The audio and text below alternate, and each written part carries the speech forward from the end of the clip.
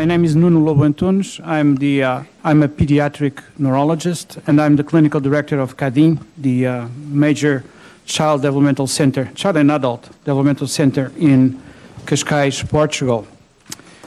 And my role here is to ask questions, actually to purvey your questions to this illustrious panel of experts, and we're very happy and to have such well-known people who have been working for a number of years in this field and are well-known worldwide. So I would probably start with Annie Klein, and since I have the microphone, I'm going to ask my own question first, okay? I would be two questions. I'm very interested in the possibility of making very early diagnosis in autism spectrum disorders. And my feeling was that your goal was to achieve this through looking at the way very young children, infants, look into people, and namely to their mother's face, eyes versus mouth, and so forth. My question is, these kids, these infants, would their own mothers pick them up and say, there's something wrong with my child? Would the mothers feel that way? Yeah. Well, being a parent is not something that you learn sort of from one day to the next. And so it typically sort of varies from parent to parent. Parents who have had other children typically have a point of reference to judge their relationship with a child who is vulnerable. But it is interesting that historically, the main reason for parents to be concerned about children who eventually have autism has been things such as delays in speech, and that typically happens when the children are reaching about 15, 16, 17, 18 months. But thanks to increased awareness around the world, really, parents have become much more aware of concerns that they may have with children in the first year of life. So nowadays, parents may tell us that the child is not engaging with them, is not responding to them. All of those kinds of responses that we know should precede the more well-known referral questions, such as delayed speech. Whether they actually feel that way, it's really a question of what do you expect from interacting with your child. And for many, many parents, they don't expect that there's anything wrong with their children. And in many ways, I think not only parents of vulnerable children, but all parents often fill in for the blanks left by the children. And we tend to play both sides of the equation in many different ways. We scaffold an interaction that would appear more reciprocal. The main issue that we are seeing that parents are becoming more and more aware is the lack of contingency, that the children do not appear to be reacting to their approaches, and they're becoming more aware of that. I should say, however, just to address one issue, yes, the research that I presented to you yesterday had a lot to do with the visual modality. But we're also researching the auditory modality because there are sort of auditory mechanisms of socialization. And we're also researching an area that it's totally neglected in the field, I think, which is haptic social interaction. As parents, we spend a lot of time handling our children, and babies are extraordinarily aware of this kind of intersubjective transmission of love and of social engagements, really, through touch. So I'd like to just correct this impression. I don't think at all that issues of socialization have to do only or even primarily with the visual modality. We choose the visual modality because it is easy to manipulate. But I see the issues of socialization as something that is what we call supramodal. It's beyond a modality. Well, yeah. Well, my question is that, of course, you cannot screen every single child with technology for autism. So you have to pick the children who already had brothers or a family history of autism. And in that sense, mothers probably would have a previous experience. So my question is, under those circumstances, would the mothers be as good as technology in order to pick them up, these kids? That was the... Oh, I see. So, I'm sorry. So it was lack of my theory of mind. We've been working now with parents of children, parents who already have a child with autism, and we are seeing the younger siblings, and we are seeing those siblings from birth. We know from previous research that we expect maybe between 2 and 10% of those children would also show some kind of developmental problem. Some of them may actually develop autism. Our group, as well as many, many other groups in the United States, in the United Kingdom, and other places in the world, in Israel, what we've been finding is that the rates of developmental problems is actually greater than we expected. Now, working with those parents, I can tell you that there is a tremendous amount of anxiety. So they are hypervigilant. And in many different ways, the work that we do during the first year of life is more one of reassurance. And the very fact that they are part of those research studies, in ours, for example, we are seeing their children on a monthly basis, is reassuring to them.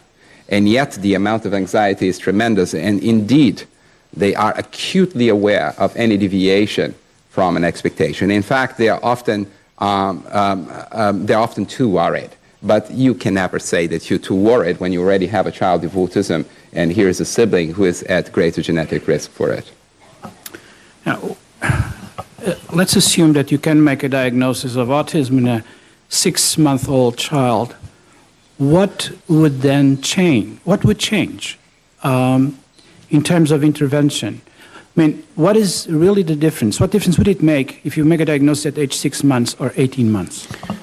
I would say that we're not aiming at making diagnosis of children at the age of 6 months.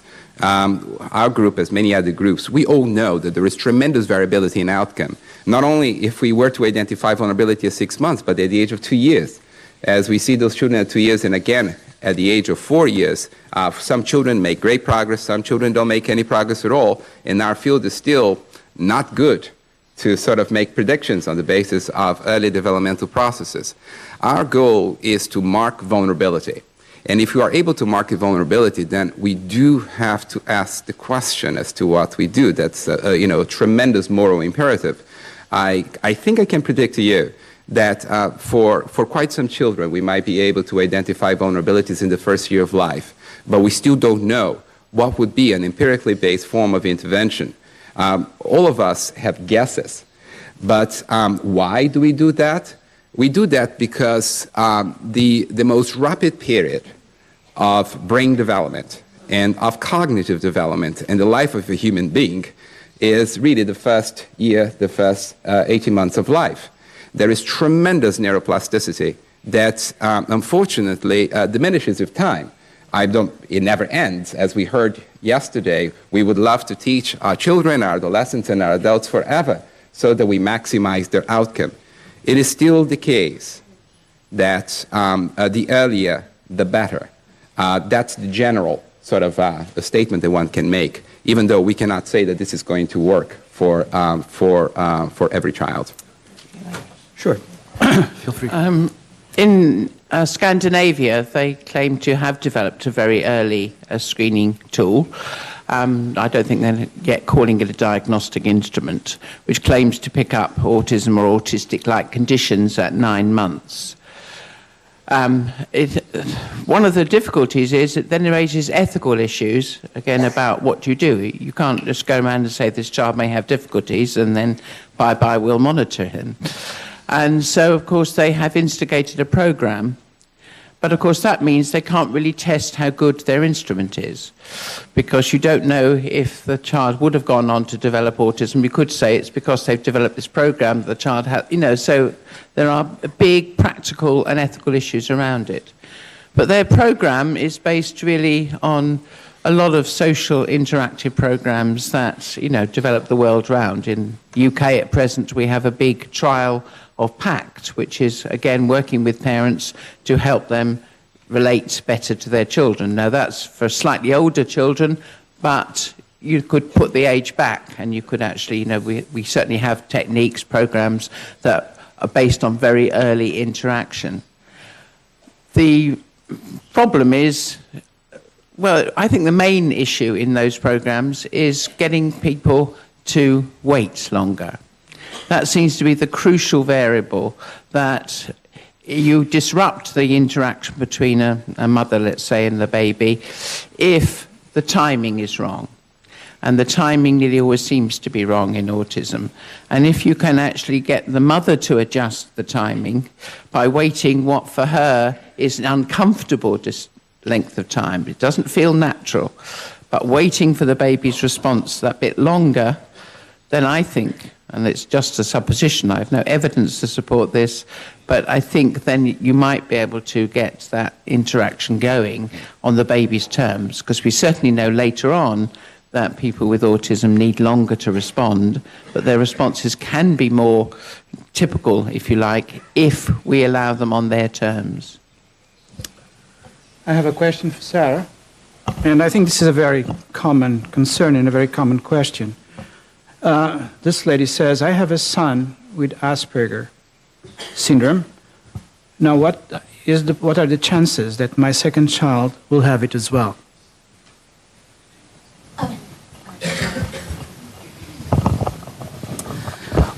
Well, currently we say the recurrence risk, or the chance that a second child would have something similar, is of the order of 2 to 3%. So, you know, if you had 100 children, 2 or 3 of them might. But having said that, up to 10% or 15%, 10 to 15% can have a very mild, what we call a broader phenotype. So one aspect of an autism spectrum disorder. So perhaps some problems with social communication, some problem with language, or some problem with repetitive interests. So it's very difficult to say in each case, but that's the sort of, so we say, you know, to have a severe autism recurrence or Asperger syndrome would be of the order of 2%, and to have something milder of the order of sort of 7%, and then something very mild of the order of 10 to 15%.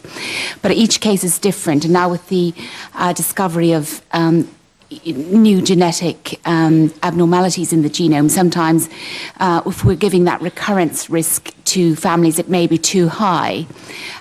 So if your child has a genetic abnormality, for instance, that is the first occurrence of that abnormality in the family, it may be that another child will not have that genetic abnormality, and the recurrence risk may be much lower. So that's really the answer. I have 2 other related questions to that.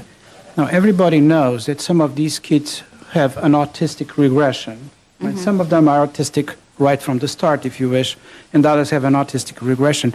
Are the genetics different for each of these groups? Well, we don't know to date, and currently approximately a quarter of children in the autism spectrum, or certainly on the severe end of the autism spectrum, will have had a regression. And currently they're all lumped together. And genetic studies haven't yet subtyped according to those that have been a history of regression, those that haven't. So we can't say to date whether there is a difference or not. Any explanation why is Asperger's syndrome much more common in boys than girls? Again, we don't know. We don't know to date. I mean, we've looked at the X chromosome, which is the automatic sort of place to look. So at the basic molecular genetic level, there isn't any evidence that the X chromosome is showing genetic variation in boys who have just one X chromosome compared to girls. But it may be that there's a protective effect of some of the female hormones on neurodevelopment.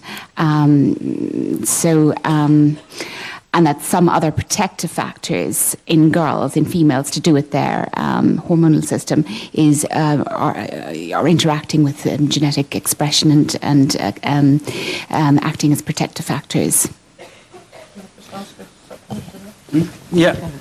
I just wondered about the David Skew's study. Yes. And for those of you who don't know, he looked at the Turner syndrome, where there's only one X chromosome, and girls with only one X chromosome. And I think the findings, or maybe I'm simplifying them, were where that X chromosome came from the father, the girls were okay. Where it came from the mother, the girls had a social difficulties. They may not have met full criteria for autism, but they had social problems.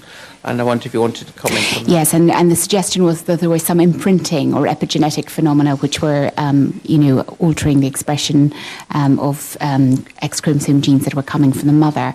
To date, nobody's sort of replicated that or found any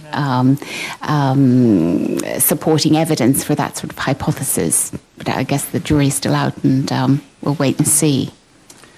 I've always wondered about that hormone theory, because even in children who have autistic regression, there are more males than females. And it's hard to understand how the autistic features developed at age, let's say, 2, and still imply that was the hormonal medium that caused it. And there are still more boys than girls. Can you comment on that? Well, I don't know. I mean, in terms of autistic regression, is there strong evidence that there are more boys than girls? Do you mind if I comment a little bit about regression? I'll just comment a little bit about regression. This is one of those findings that is really worth going and looking carefully into it. There is the sense that a group of maybe as high as 25% of individuals with autism have regression.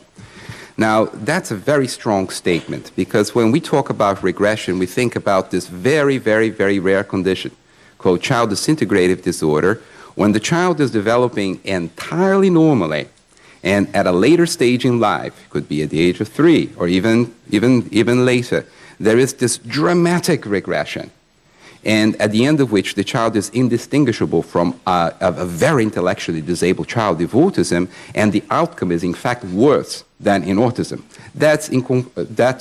That's everybody would recognize. The notion that we have a large percentage of children who have autism, who have regression, is based on some studies that looked into the fact that children had a few words and then lost them. And sometimes we're talking about 5, 6, 7, 8 words. And so even though this is something that, of course, we need to pay attention to, I would still question that this is true regression for the following reason. For those of you who have ever worked with congenitally deaf children, you know that even though those children can't hear anything, they're babbling away. They are making sounds. They get to a point in which there is no feedback. They can't hear themselves. And so what happens is that the babble ends because it's not serving any function. Biologically, they are babbling and they no longer do so. So I would suggest that we should not discard the possibility that some of our children with autism who have the so-called regression may also be vocalizing, and they may be copying sounds, that they may be using sort of basically those sounds that we recognize them as words, 5, 6, 7, 8, 9 words. But because they are not serving the purpose of communication, in an analogy with the case of congenitally deaf children, that those children are no longer talking, because the vocalizations that they are making are not serving the purpose of communication. The reason why I mention this is because there are some findings in autism that we should not take for granted. The notion of a regression in autism takes us to a completely different model of what autism might be. Not unlike, for example, a metabolic disorder, something that is accumulating, it crosses the threshold, then you have the disorder. So what I'm just saying that we should not take it for granted. It's something that the studies that are not being done retrospectively, but they are done prospectively by following the children from birth all the way through the time in which the diagnosis can be made reliably, those studies are going to actually answer the question of regression in autism. Yeah, but I don't think we should discard them as well, because that's certainly a clinical experience. Not only we're talking in terms of vocalization, but also in socialization. I mean, this child, she used to laugh at me, she looked at me, and suddenly things changed. And actually, Gilmar, who's here, has a large experience with possible mitochondrial disorder in these children who regress, because they tend to have higher lactate and pyruvate and ammonia than kids who are autistic right from the beginning. But I think that the main point here, though, is that perhaps if you look at epidemiological studies, you shouldn't put autistic children together as a whole, and perhaps isolate some subtypes in order to do the study, because otherwise, that would be my impression. Yes. Would you like to Yes. comment on this? Yes, I think it's very important. I mean, in order to increase the power to detect anything, I think we're going to have to be refining our phenotypes, probably according to language, IQ, perhaps a regression. I mean, just a comment about regression. I mean, something that might be quite helpful in teasing out the etiology of regression is if in these longitudinal studies that are prospectively following children from birth, if one could have built into those studies some sort of metabolomic or collection of urine so that one could then track, and those that did seem to develop regression, look at sort of the gene-environment interaction in their urine, a simple thing to collect a urine sample and see what's going on immediately prior to the regression, if you see that as part of your longitudinal studies. I'll just say that this is actually part of the protocol that is used by the Autism Speaks and the National Institute of Child Health and Human Development. Those data are being collected. If you don't hear any results, it's because they've been analyzed and there is very little to write home about. Okay, good. Well, I have a very important question to Rita Jordan here. How does ABBA compare with other strategies? What is the best strategy for group? Yeah, what is the role of ABBA, applied behavior analysis, in the treatment of autism compared to, let's say, teach programs, floor time, you name it? I really wish it was a program about ABBA. I could sing for you and it would be much more pleasant. But sadly, it's ABA. Okay. ABA, is such a misused term. It's a very broad term based on learning theory, which assumes that all kinds of learning is the same. It's a very popular theory from the 30s onwards. And it began to be used with learning disabled groups in the 60s. And when I first worked with children with autism, that's all we did, because that's all we knew what to do. And to some extent, it was very effective. It is effective for certain things. But children with autism are children, and they're human. And there's never been a group of any human individuals that only learn in one way, and therefore that only need teaching in one way. And, we should not stop thinking about, does this child need ABA or floor time or whatever. We should think about our goals.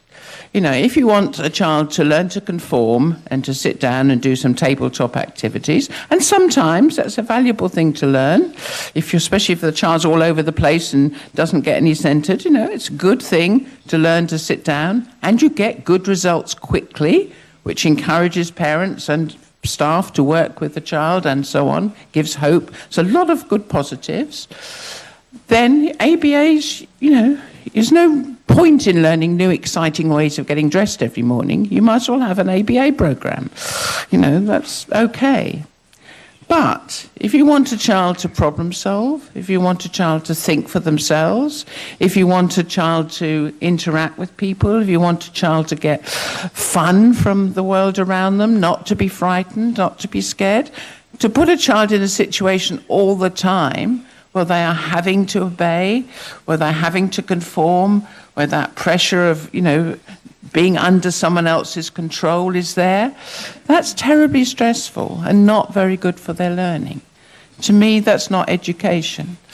We need to think of the goal, and the goals will change as the child develops. At some points, this is the priority goal. At other points, other things are.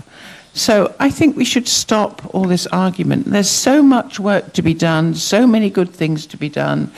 You know, no one's got all the wisdom. And, you know, what people often call a science, you know, ABA proponents are very often clean to say we're the only scientific method. Well, actually, I think they're talking more of a religious cult. You know, they have a strong belief, they have charismatic leaders, they all follow the doctrine, you mustn't deter, but, you know, we need to look at it again. There are good things. I know some wonderful ABA therapists.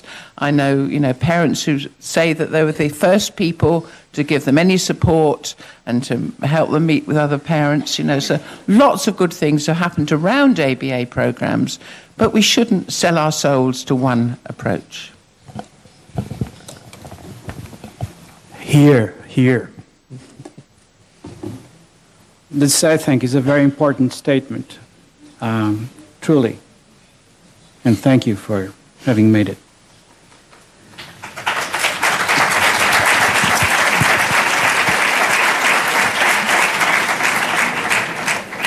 I have a question for Pilar Martin, and the question is around the association between Asperger's syndrome and attention deficit disorder.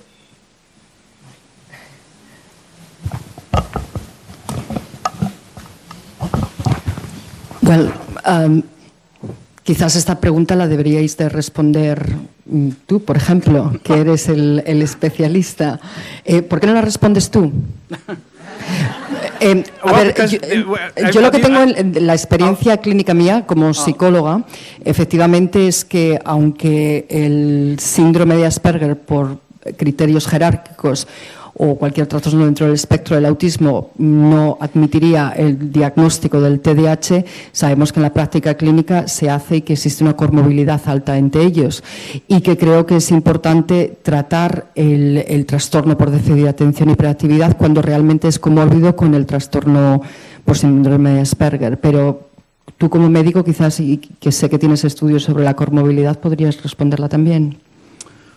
Well, I have the clinical experience, and I can tell you what I think about this subject. Of course, if you're talking about, you know, DSM-4, you don't have attention deficit if you have autism.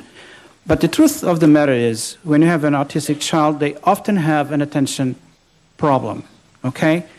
It is hard to sometimes to tease out if this attention problem is really primarily an attention deficit, or basically the child is concentrated in his own feelings, thoughts, and so forth.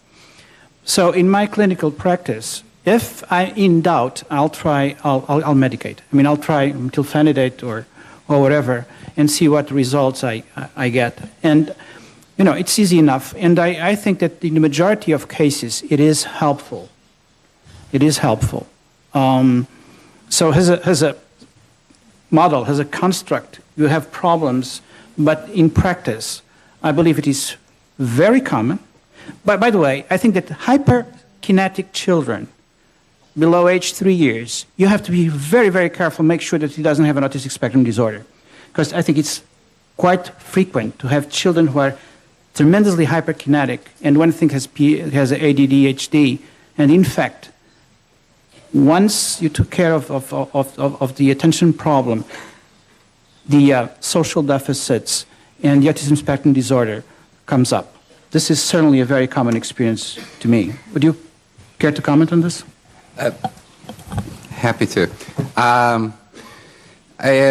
What I would say about the young children, it's a complex matter, and I think you said it well. But about ADHD and autism. It is indeed the case, and that for many children that construct is very, very, very relevant. But we always have to be worried about context. There are some times when we are assessing a child with autism, and the child is really a model child while you're doing your IQ test, because it's structured, it's explicit, you're doing something that they love it, and they are just there. They have absolutely no problem with attention whatsoever. And then you finish your IQ test and you start your diagnostic interview. and you start asking the question like, tell me about your friends. And then the child is on the table, below the table, is around the room, is running out. So in many different ways, I think that we just need to be smart in terms of thinking that whether or not this is a biologically driven attentional and hyperactivity problem, or it is a contextual issue. And for some of our children, they pay not attention at all to things that we would like them to attend to, and they pay too much attention to things that we don't want them to pay attention to. So indeed, it is the case, and there have been clinical trials of the positive effects of things such as the particular agents that you've mentioned. It's a fact. It's been shown. But for some children, the clinicians should always ask themselves the question whether this is at all contextually driven. Because our children, like any children, their behavior will vary depending on the context that they are in. Yeah, I would fully agree, except that sometimes it's not easy to decide. And it's always a problem with attention deficit disorder anyways, in the sense that even a child without autism, but with attention deficit, will pay lots of attention to his computer games. So, attention is always something directed, task-directed. So sometimes it is difficult. Again, for Pilar, the question is, children with conduct disorder have an intention to hurt. Is it possible for kids with Asperger's syndrome who have behavioral problems also to have this will to hurt, as in conduct disorder? That's, I guess, the general sense of the question. Because they sometimes misbehave, right? Yo no lo he visto. Yo creo que sí que hay una diferencia en la intencionalidad que tiene el niño con un trastorno de conducta y el niño con un síndrome de Asperger.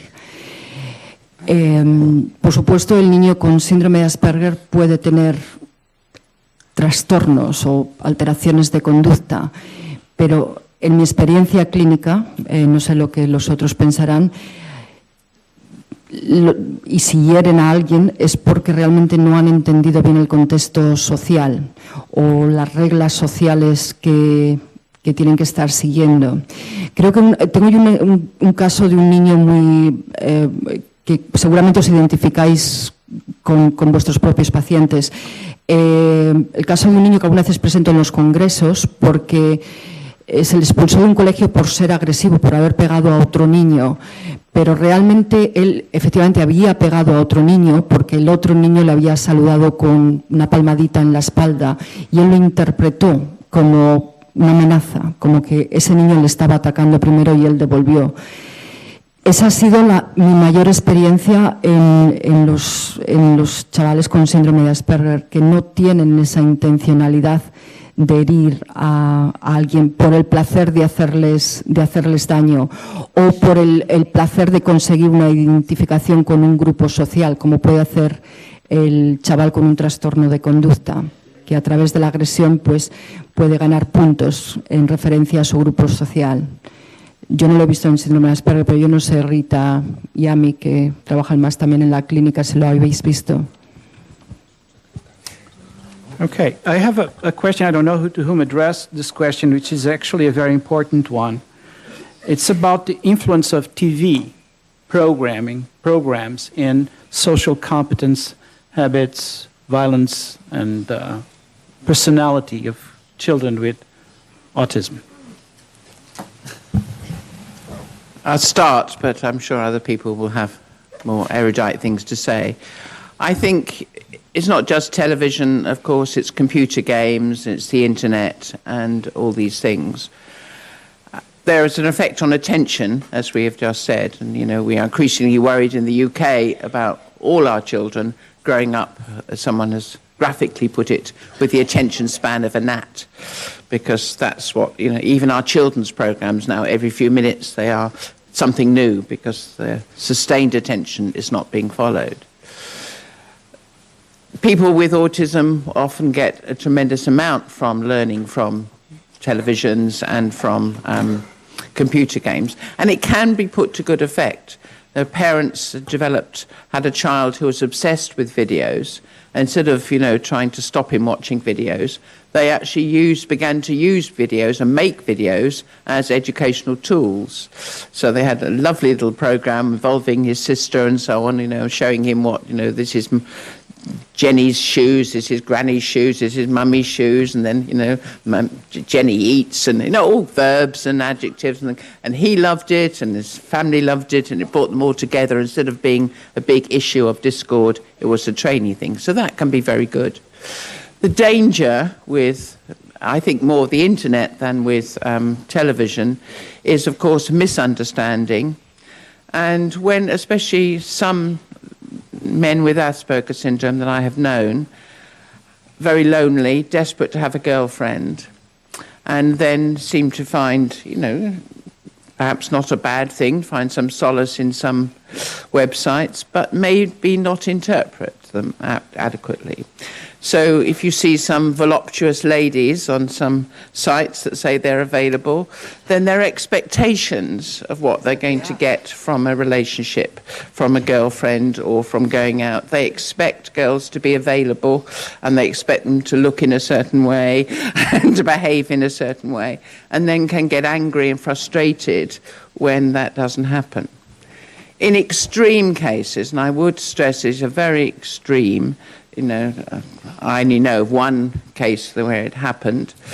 You do get much more worrying things, but, I guess I'm sure that happens with all kinds of population, but I think we just need to be watchful in autism.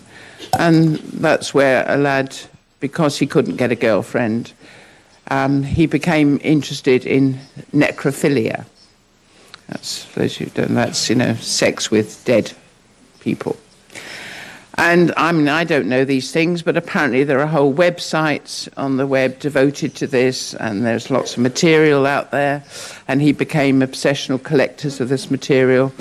Anyway, I won't go into the very sad tale, but he ended up trying to kill somebody in order, I presume, to have sex with her. So, it's a tragedy for everybody, a tragedy for his family, obviously a tragedy for the girl's family who he attacked and the girl and so on. So to avoid the potential of such tragedies, we do need to perhaps monitor and have some feedback, know what our children or the young people or even the adults are watching and give them a forum for talking about it and for making sense of it. You want to add anything, Clint? I'll add a tad just to another question, because it's something peculiar to the United States, but something that maybe it has happened elsewhere. In the United States, for decades, people who were cognitively intact, meaning they were high functioning and they had a social disability, there wasn't a name for that. And so people tend to have those individuals labeled emotionally disturbed, which is basically an euphemism for conduct disorder, which is a psychiatric diagnosis. Because they got themselves in trouble, and so they had bad behavior, so they have conduct disorder. And so what happened is that people followed up on that in terms of recommendations for treatment and even placement. And here's a situation that happened only in the United States. You have individuals who get themselves in trouble. Okay, they engage in bad behaviors, but they understand others quite well. In fact, they can manipulate others. They don't care about others. Now, those individuals are the perfect victimizers. Now, put them together with those individuals here who also get themselves in trouble, but they get themselves in trouble because they don't understand the rules of the world. They don't understand people very much, and they get themselves in trouble. They are transgressing those rules entirely unaware. They are the perfect victims. If you put the perfect victimizers together with the perfect victims, you have the perfect misplacement.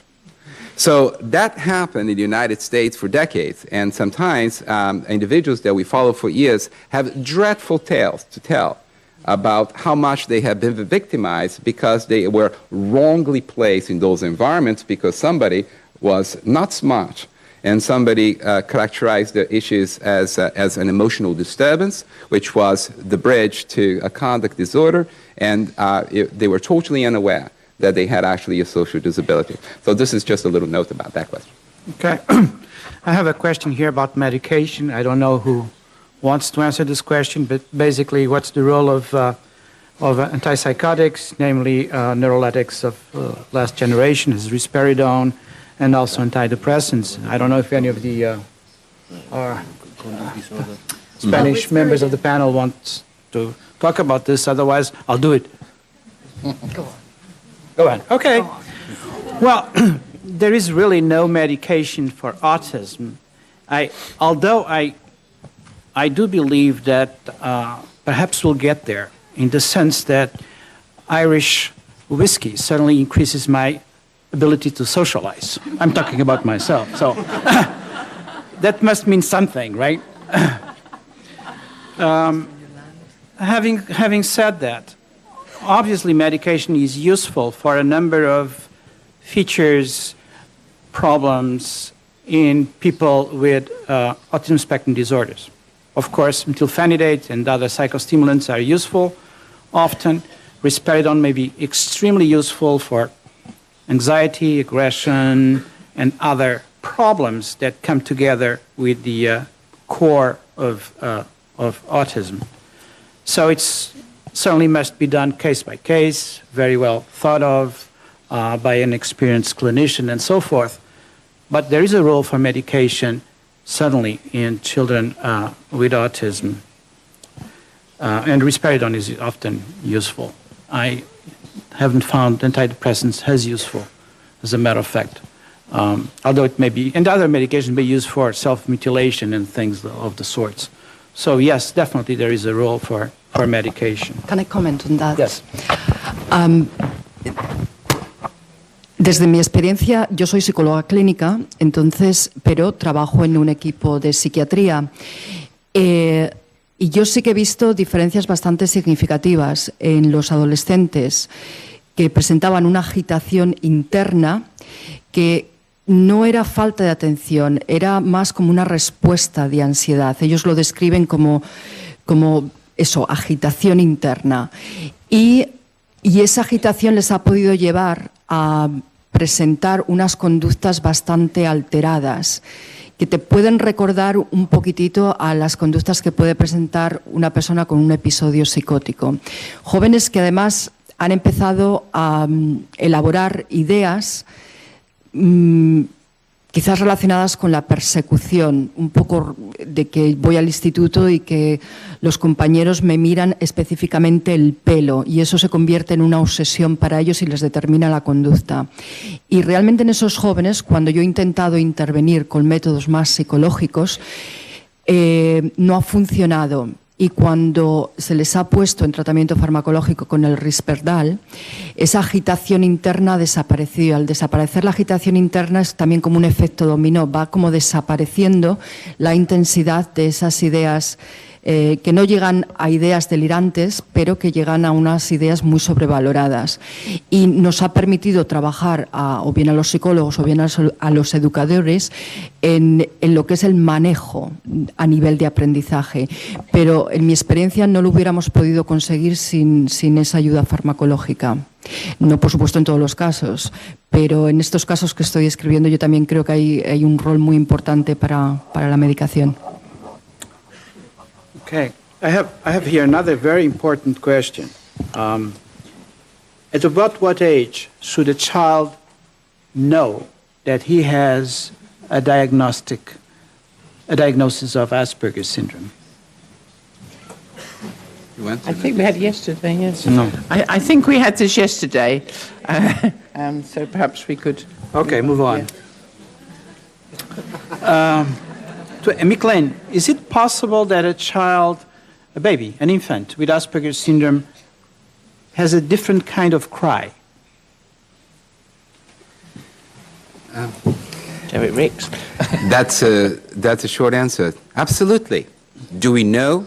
No, we don't. But one of the things that there's a lot of research going on with babies. And what people are trying to do is to take 50 years of developmental science, people who have been studying babies for a long time, and bring that knowledge to bear on research of autism.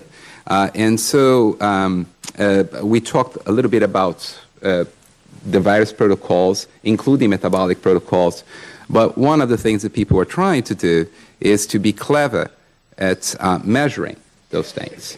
So in our group, for example, we have a whole programmatic effort to understand and to measure, to quantify both the production of sounds as well as the perception of sounds. My colleague Ria Paul is professor of communication disorders.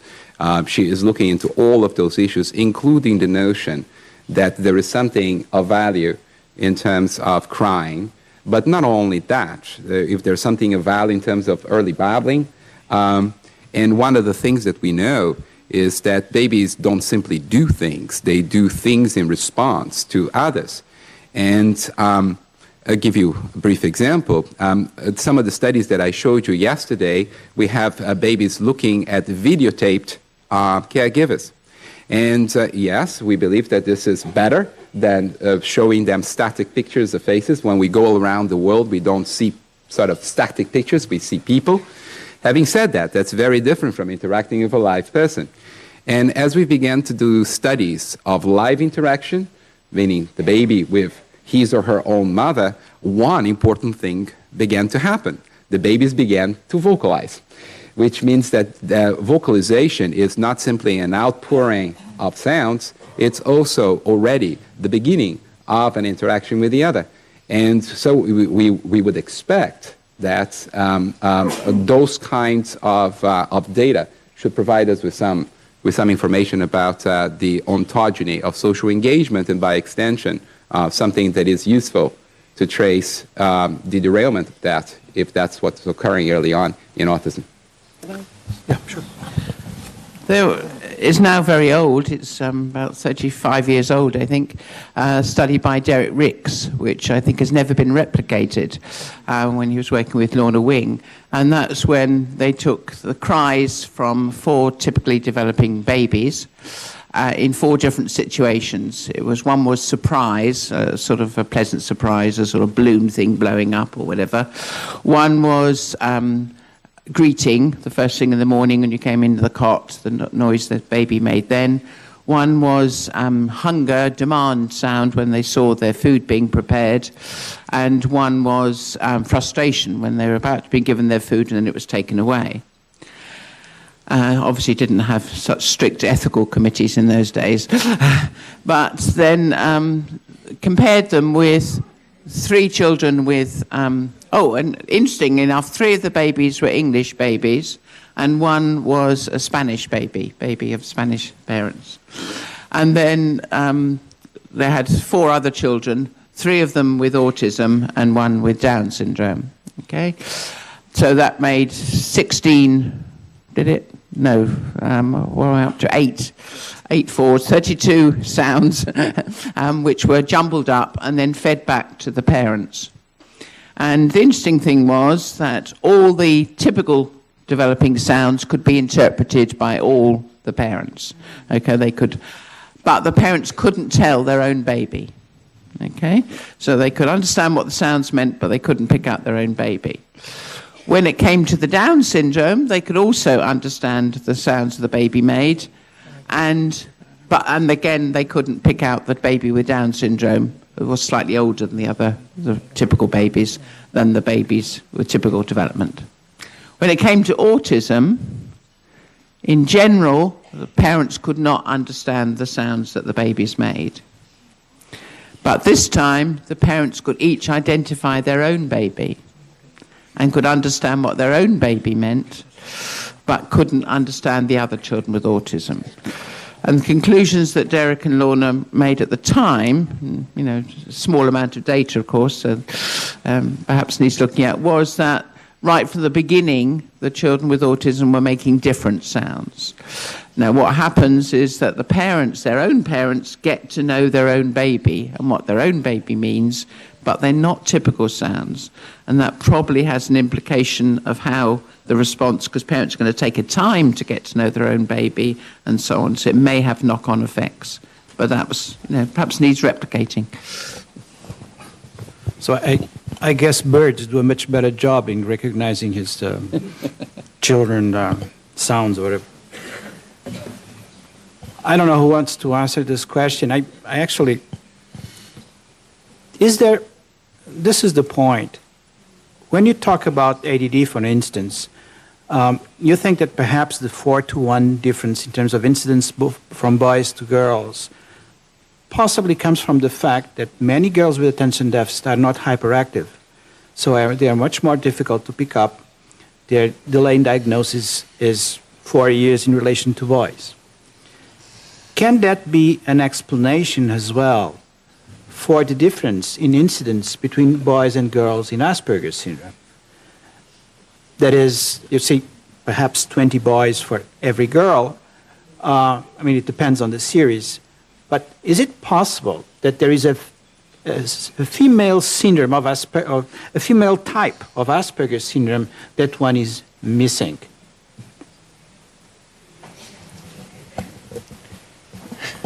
In the UK, Elizabeth Newson developed a notion of pathological demand avoidance syndrome, which in the beginning she said only girls had, and people began to talk about that as the female form of Asperger's syndrome. I think the position has now changed, and she's saying that some boys also have it, but it's predominantly girls.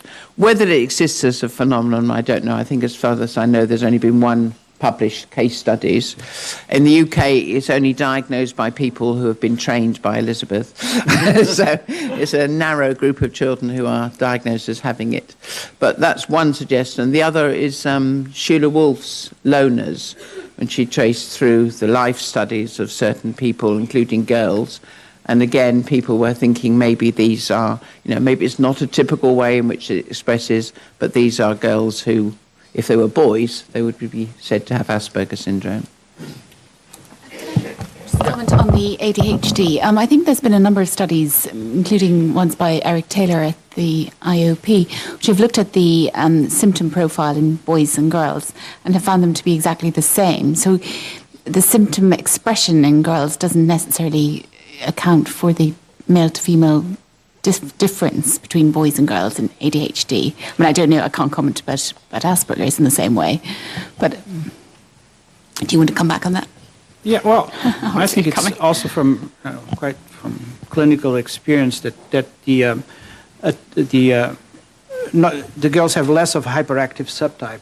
They have more of the inattentive subtype, and that certainly makes things more difficult to diagnose, because if you are a kid who's jumping all around and making all sorts of noises, you bet the teacher is going to say something.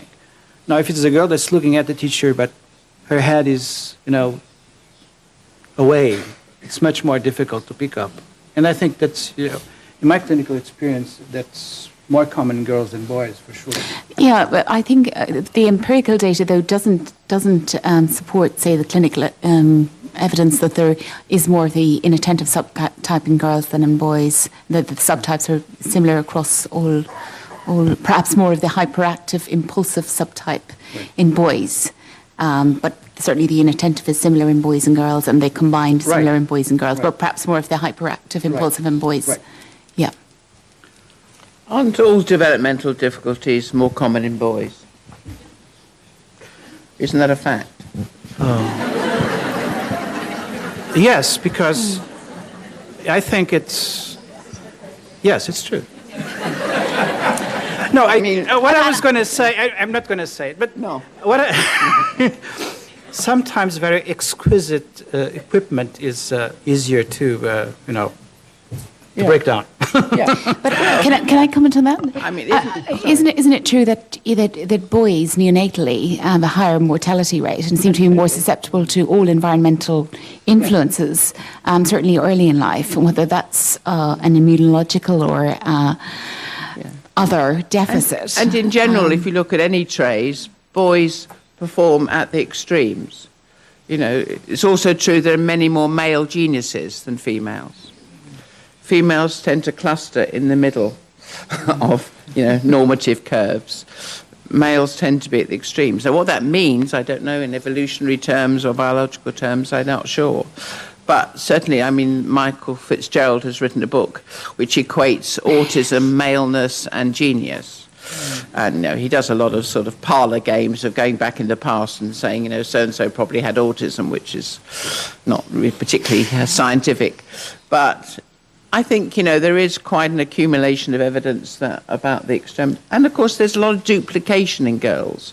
I mean, males lateralize earlier, don't they? So they have better spatial skills and so on, whereas girls then have language represented in both hemispheres more, and, you know, things like that, so that if there's a single hit, the girl tends not to get it. The girl needs a double hit in order to often get it, because there's nothing to... And certainly in terms of IQ, there don't seem to be any male-female differences from the epidemiological data sets. But however, in mathematical abilities, boys do tend to do better. Yeah, so and obsessional activities, which you need to be either to have autism or to be a genius, you need to be somewhat obsessional. Oh, yes. And males tend to be more obsessional. Well... Well, you must understand that the Gauss curves does have a lot of... so you're talking about medians, all right? But still, my point is... Look, different. No. No, look at specific learning disabilities as dyslexia, for instance, which is something very easy to measure, okay? Number of words read, number of mistakes, and so forth. The incidence is almost equal in girls and boys, okay? Dyslexia, no? It's a little more in boys, but it's not by far. The difference is not by far the same as in ADD or autism, okay? So my point is, maybe the difference is not so high. Maybe we're missing this diagnosis in girls. So that's the point I was trying to make, or to ask you. Is it possible that because some degree of having just one or two friends would be acceptable for a girl, or even, you know, being looked upon as a good thing, you're missing some girls with Asperger's syndrome? That is my question. And the second would be, could it be there is a specific profile of Asperger's in females? That was the other question. And I think, because, you know, one of the problems with DSM-4, from my point of view, is that we're talking about developmental disorders, and yet you have a set of diagnostic criteria which is fixed and not age-related or gender-related.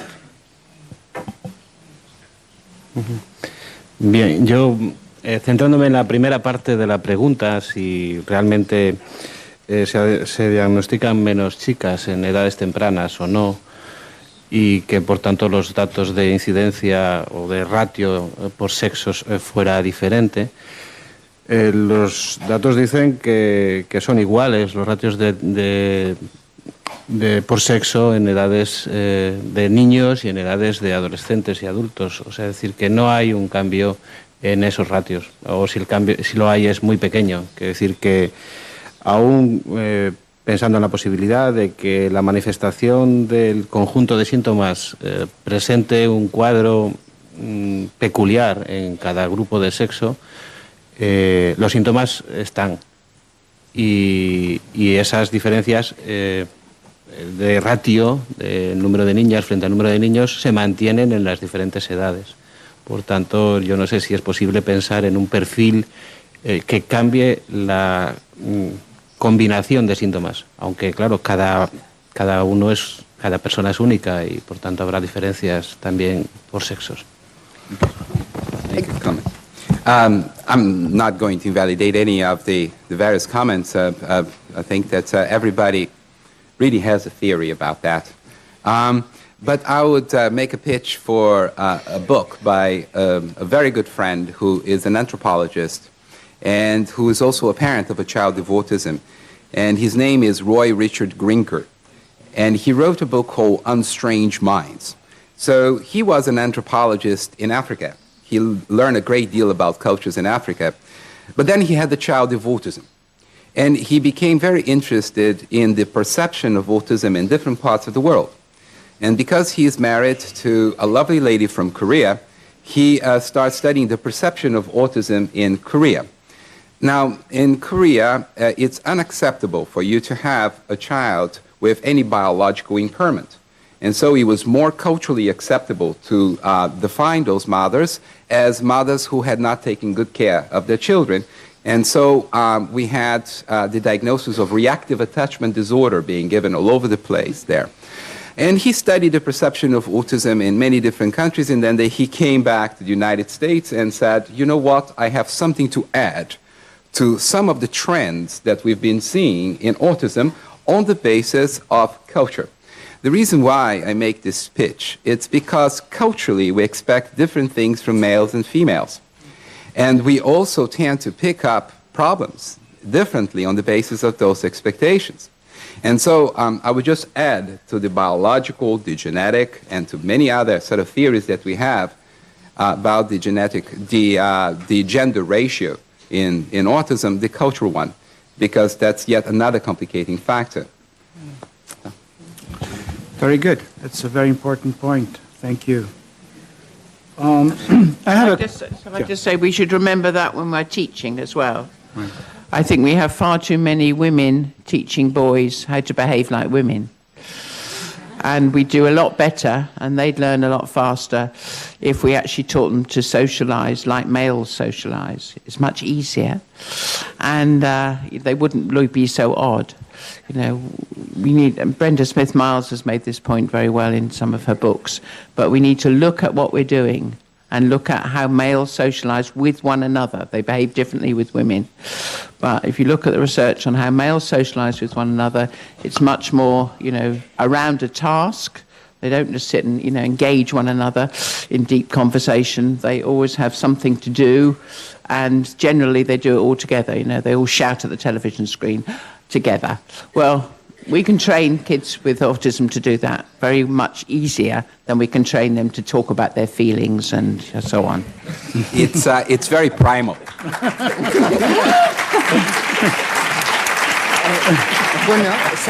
Yes, I was just wondering if Amy could comment, bring up children in that sort of early, and men are sort of more disposable, as it were, and so because of the fecundity issues and Asperger's. Muchas niñas no están identificadas, sobre todo las niñas que están en el grupo del alto funcionamiento. Las que quizás se ajustan más a la definición diagnóstica del DSM-4, del síndrome de Asperger. Y esto está basado en mi experiencia clínica, de haber trabajado con diferentes equipos de diagnóstico en 2 países diferentes.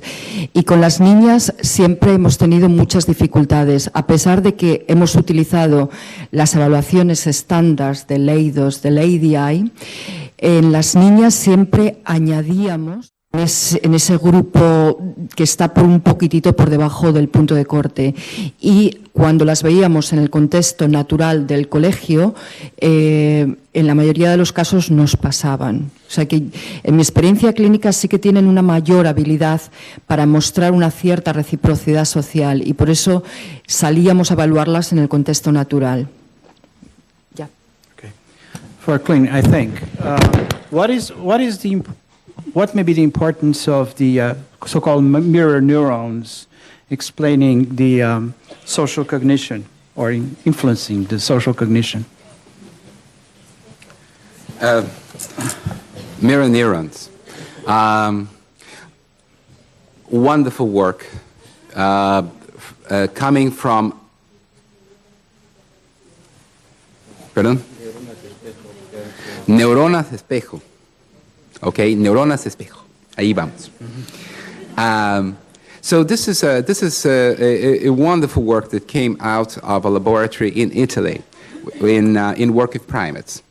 Now, the notion there is that there is a particular part of the brain that subserves a capacity that could account for our ability to interact with others. in the following way.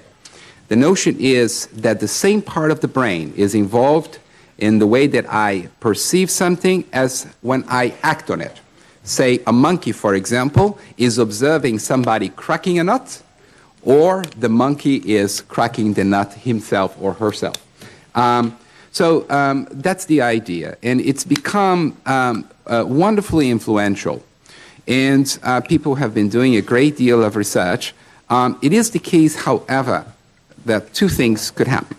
One of them is that particular concept that something is involved in both observing and acting, which is something that sort of mirror neurons brought to the surface, is an attribute of the brain that is much more general than only the areas that have been associated with the mirror neuron system.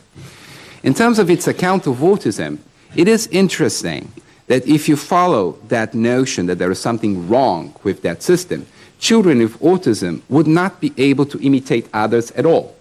And by imitation here, I'm not saying like pursuing an action in order to accomplish a goal. That's a higher level of imitation. What I'm saying is basically copying another person's gesture. And yet in autism, as the clinicians would know, you often have children who actually copy what you do. They copy anything that you do. And so they may start copying the way that you are babbling away, or they may be copying the gestures that you're making. And that's called echopraxia. And so according to the mirror neuron account of autism, echopraxia should be an impossibility. So what I'm saying is that it's very interesting. I think that we're all taking the mirror neuron a metaphor as something much more concrete than it actually is. And I think we had this wonderful discussion yesterday, I believe, that in some traditions, in psychology, but also in physiology and in neuroscience, the notion that the brain functions in this way, that the same area is involved in observing an act as well as in performing that act, is at the root of the way that anything is stored in the brain. For example, if it's often the case that when I'm trying to recall a very important experience in my life, that the neurons that were involved in first coding that experience and then storing are also triggered when I am remembering it. So those are the kinds of provisions that I'll say. This is probably too much. But what I would say is that people should be concerned about unified theories of autism in general. That's one. And two, you have to be skeptical. And we're still learning a great deal about it. But that concept has really expanded tremendously. And I do believe that it means much more than the originators intended. Unified theories is important to think about it, because what does, for instance, clumsiness has to do, and children with Asperger tend to be clumsy, with pedantic language or other traits? Because my point is, you cannot explain the various aspects of autism by a single mechanism or circuitry. And I do believe that you may inherit some traits and not others, and that would account for the difference in phenotypes. And I think there is some evidence for that when you think about specific language development disorder, for instance, and that when it's familial and the gene that was just discovered is also influential in autism. I would just say that, Frankie Happe's presentation yesterday in her review paper in Nature Neuroscience made that point of the possibility that different aspects of the phenotype are in fact inherited separately. It's an interesting point. But can I just comment on that? What about children with a single gene disorder, say in the SHANK3 on chromosome, the long arm of chromosome 22? They can either have autism, it's been shown in the same family, or Asperger syndrome, and so a single gene can account for the triad of subdomains. in the main, maybe modified by environment. So how can one explain that so a child has single gene loss, can have three aspects, full spectrum of autism, by that genetic deficit? I mean, how can you explain that then in that sort of in that triad of? I would say that is the traditional view. I think what Frankie Happy was arguing yesterday, I believe it's kind of a new view. If you look at some other research, like for example John Constantino's work on the social responsiveness scale, however much he basically analyzes data, he comes up with one factor. Leo Kanner came up with one factor, and I believe that many people come up with one factor along the notions that those three, the triad that we use semantically to divide autism into three clusters so that we can make the diagnosis, those things come together more often than not, and that's one of the interesting things. And one thing, and it's a shame that Frank is not here, that it's an important for a developmentalist, a clinician to ask, is how can you have a social and a communication disability separately?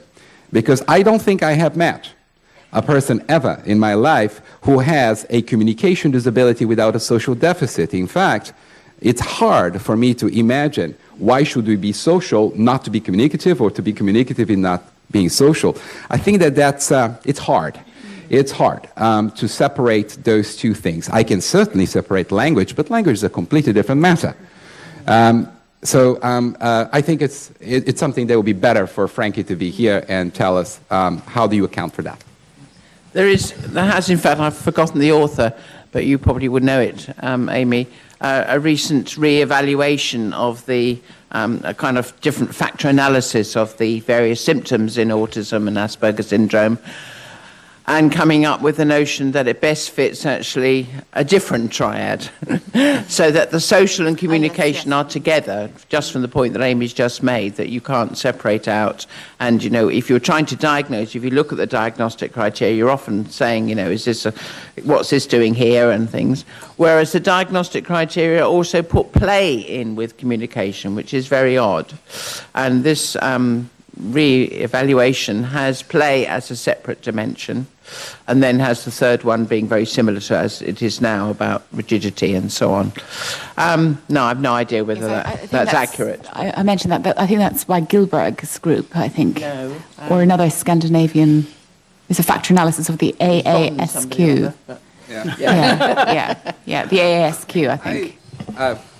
I would just say one thing. I was involved in DSM-4. My colleague Fred Volkmar was directing the field trials, 19 centers around the country, around the world, and I assisted him in that work. I never found out if DSM-4 work is politically informed science or scientifically informed politics. It's very important for people to know that there is a process in coming up with definitions for disorders. And that there are many political, there are many social policy, as well as other concerns that go into coming up with those statements. That's statement number one. Statement number two, still, we take responsibility for the definition of autism. God knows how the definition of Asperger syndrome came into that book, because I certainly don't know how. There was a notion that a political decision was made to include it in DSM-4, but not make it too different from autism, because otherwise it could somehow, do something to the boat. And so when people everywhere around the world use DSM-4 or ICD-10 as if these were statements of science, I would caution you. Because, yes, to some extent they reflect results from a very large field trial. But there are many factors that go into coming up with those statements. And many here work as clinicians.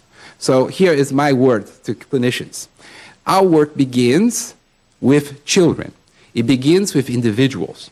And don't ever, ever sort of give away your judgment and your understanding of that individual's profile of strengths and weaknesses because you want to make it conform to a bunch of statements that are great. Okay, they basically make it uniform, supposedly, around the world, the definition of those conditions. But don't believe that that's the beginning and the end of your clinical science. So in that sense, I am sometimes frustrated that we take something like DSM-4 and we apply multivariate statistics on large portions of data and come up with those kinds of conclusions. And to conclude, I just reviewed the paper from wonderful colleagues from some European country not far away from here. They took a very, very, very, very large sample, and they gave a particular kind of a protocol to them, and they performed something called principal components analysis. You come up with 4 components, and then you label those components. Now, one of those components ended up being leaky kidney syndrome. Now, I see that you're frowning because you probably haven't heard of that. I haven't heard about that either. So what I will say is that it's often the case that when we perform these very large studies using multivariate statistics, we still end up with 3 or 4 factors that we need to label and understand them. I still prefer to take a step back and take a face validity look at any of that work. Well, we're running late. This has been a most interesting hour. It has. It has. But I think we should end, because there is a number of questions related to environment and autism.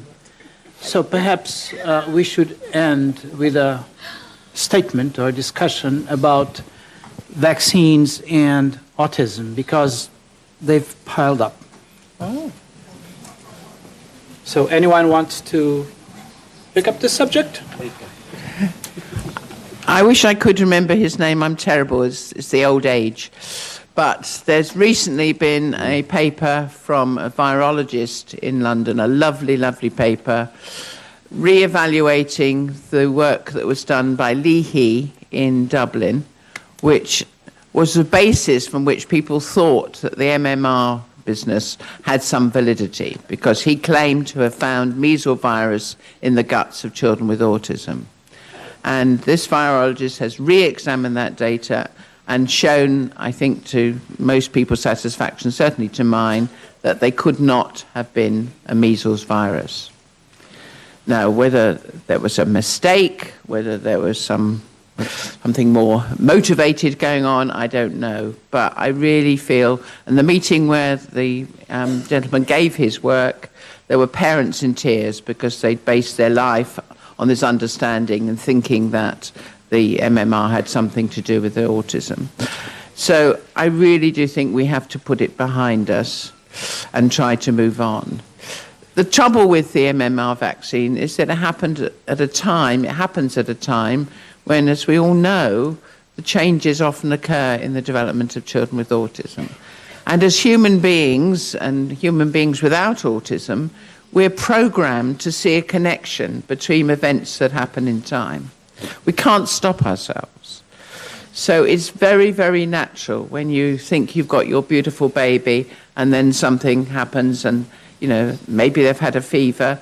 And there have been other studies saying maybe it's connected with the fever and how the fever is treated and things. But again, there's not good scientific proof of that.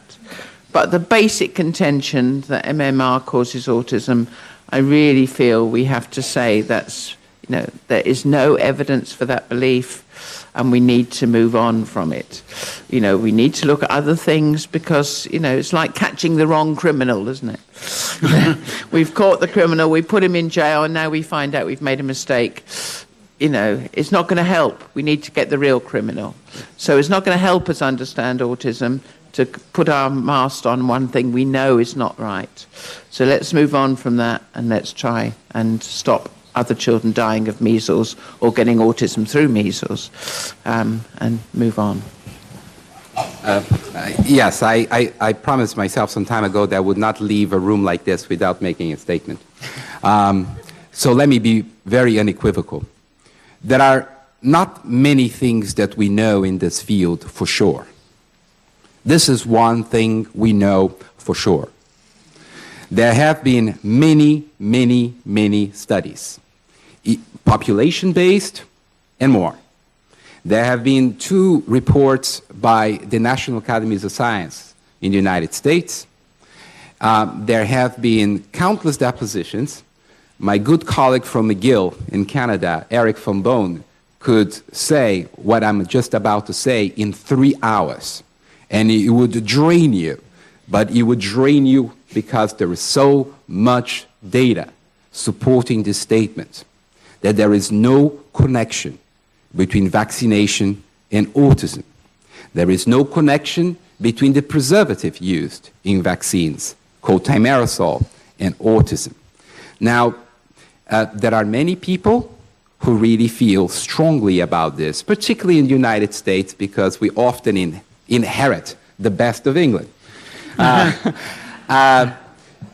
The case is thus.